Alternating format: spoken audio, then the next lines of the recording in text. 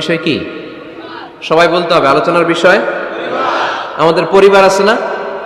পরিবার হচ্ছে শান্তির নীড়। যার পরিবার নাই সে নীড়হারা পাখির মতো, ঠিক কিনা? এর সেবা করার কেউ নাই, এর খোঁজ খবর নেয়ার কেউ নাই, একে ভালোবাসার কেউ নাই।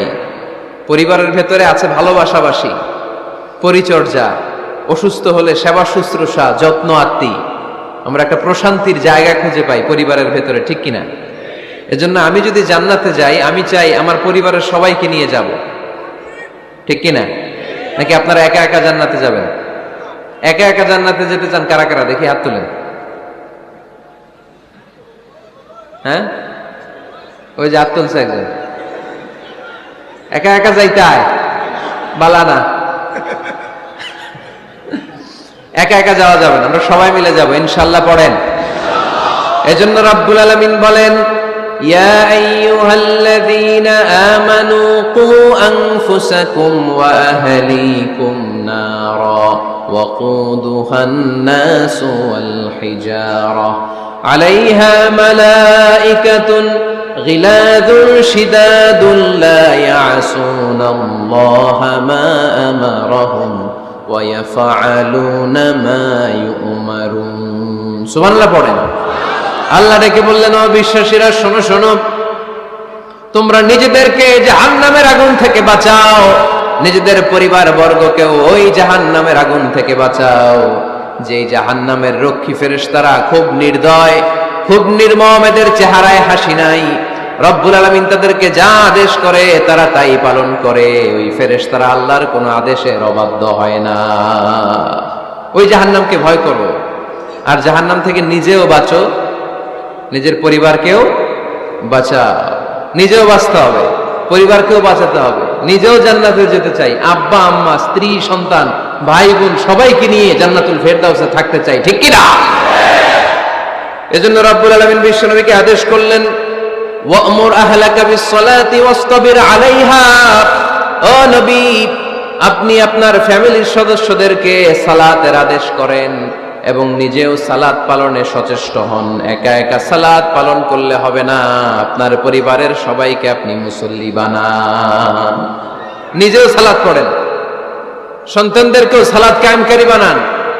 আপনি একা একা নামাজ পড়েন, আপনার ছেলে নামাজ পড়েন, এরকম আছে না নাই? বাবা নামাজ পড়ে, মা নামাজ পড়ে না, আছে না নাই?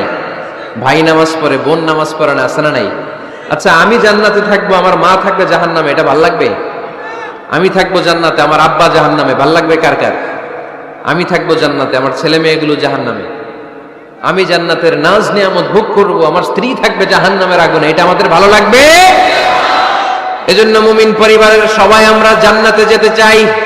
আমিও যাব, মা বাবাও যাবে, আমার স্ত্রী সন্তানরাও যাবে।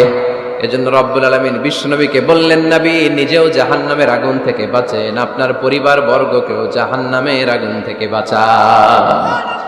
নিজেও বাঁচেন, পরিবারকেও বাঁচান। এজন্য মুসল্লি ভাইরা সাবধান, একা মুসল্লি হয়েন না। ইসলাম পালনকারীরা সাবধান, একা ইসলাম পালনকারী হবেন না। ফ্যামিলির সবাইরে মুসল্লি বানাইতে হবে, সবাই মিলে ইসলাম পালন করতে হবে, সবাই মিলে ঘরটার একটা জান্নাতের টুকরা বানাতে হবে, ঠিক কিনা? মুমিন জীবনে পরিবারের গুরুত্ব অনেক বেশি। ফ্যামিলি হচ্ছে এই পৃথিবীর সর্বপ্রথম ইনস্টিটিউশন, প্রতিষ্ঠান। এক একটা পরিবার এক একটা কি প্রতিষ্ঠান, ইনস্টিটিউশন। গোটা বিশ্বে যদি ইসলাম পালন নিষিদ্ধ হয়, আমার পরিবারে আমার ইসলাম পালনের সুযোগ আছে না নাই? কথা কি বুঝতেছেন? বাংলাদেশে ইসলাম পালন নিষিদ্ধ করে দেয়া হলো, মসজিদে যাওয়া নিষিদ্ধ করে দেয়া হলো, তাফসির মাহফিল নিষিদ্ধ করে দেয়া হলো, জুমার খুতবা নিষিদ্ধ করা হলো, ইসলামের সব অনুশাসন পালনকে রাষ্ট্রীয়ভাবে নিষিদ্ধ করা হলো। কিন্তু আমার পরিবারের ভেতরে ইসলাম পালনের সুযোগ আছে না নাই? আমার বেডরুমের ভিতরে কেউ নিষিদ্ধ করতে পারবে কিছু? কথা বলেন। এজন্য গোটা বিশ্বেও যদি ইসলাম পালন নিষিদ্ধ হয়, আমার পরিবারে ইসলাম পালনের সুযোগ আছে না নাই? এজন্য পরিবার অনেক গুরুত্বপূর্ণ। মুমিন পরিবার এটা আল্লাহর পক্ষ থেকে নেয়ামত। আর মুমিন পরিবারে ভালোবাসার ভিত্তি হচ্ছে ঈমান। মুমিন না হলে মুমিন পরিবারের সদস্য হওয়া যায় না। নূহ আলাইহিস সালাম আল্লাহরে বললেন, আল্লাহ এই মহাপ্লাবনে আপনি আমার ছেলেকে মারবেন না। ইন্নাহু মিন ইবনি, নিশ্চয়ই এই ছেলেটা সে আমার সন্তান, আমার ঔরসজাত। আল্লাহ বললেন, না নূহ, তুমি ভুল বলেছো, সে তোমার সন্তান নয়, ঔরসজাত হলেই সন্তান হয় না, ঈমান আনা লাগে। চিল্লায় বলেন ঠিক কিনা? নূহ আলাইহিস সালামের এই মহাপ্লাবন, নূহ আলাইহিস সালামের সন্তান কানাআনকে রক্ষা করতে পারে নাই। এজন্য মুমিন পরিবারের ভালোবাসার ভিত্তি হচ্ছে ঈমান। আওয়াজ করে বলতে হবে, বিশ্বাসীদের পরিবারের ভালোবাসার ভিত্তি কি? আরো জোরে বলেন, ভিত্তি কি? ঈমান।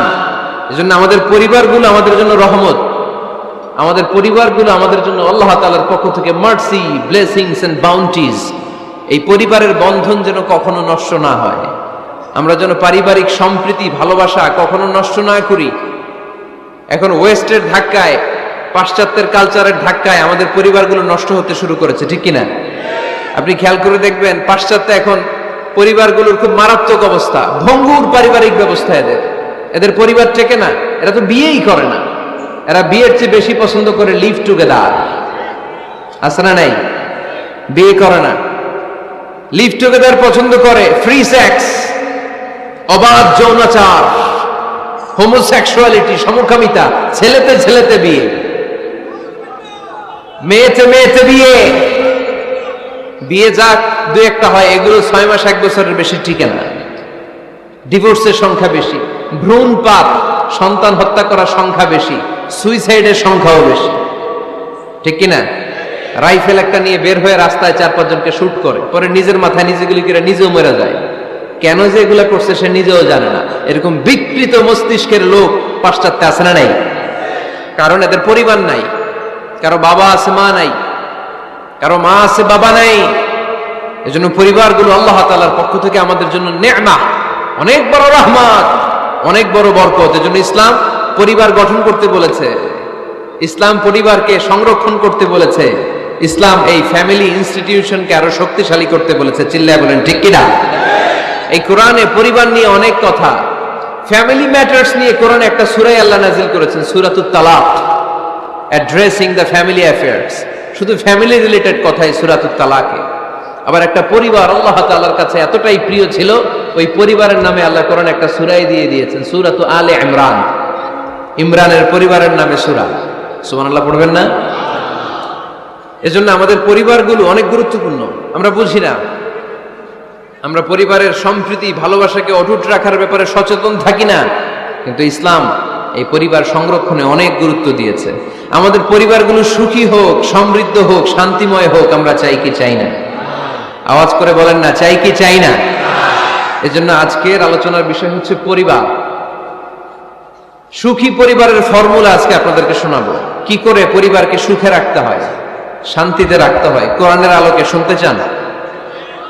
শুনতে চান সবাই? কষ্ট হচ্ছে না তো? নাকি স্লোগান দিতে চান?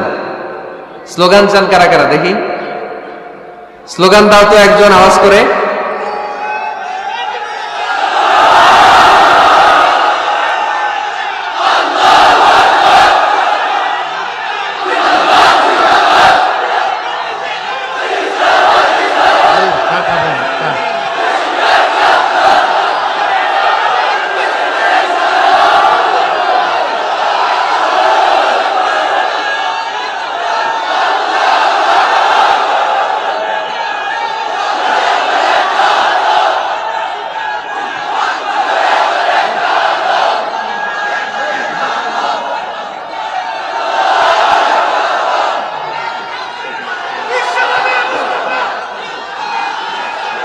প্যান্ডেল থেকে লোক বাইরে বেশি আছে।